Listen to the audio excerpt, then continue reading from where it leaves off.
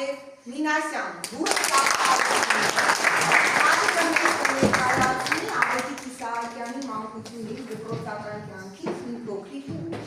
Տարբերի առաջի դեբյուտն է մեր թանգարանում որպես հյուր, դուր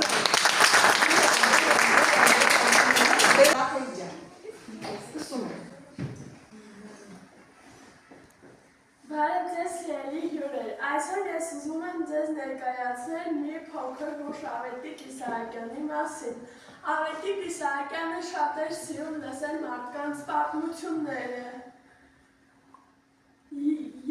Երբ փոքր էր, հաճախ էր նստում տատի կողքին և ժամերով լսում հին հեքիաթներ ու հայկական լեգենդներ։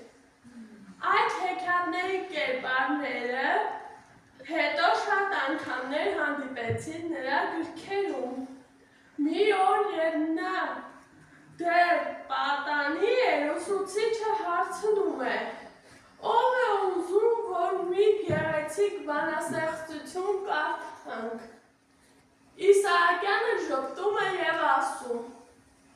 «Եթե ուզում եք գեղեցիկ բանաստեղծություն, պետք է սպասեք մինչև ես գրեմ»։ Դասարանն ամբողջ ծիծաղում է, բայց ուսուցիչը մոտենում է և ասում. «Ես չեմ զարմանա, եթե մի օր դու իսկապես գրող դառնաս»։ Եվ հենց այդպես էլ եղավ, Իսահակյանն իր ամբողջ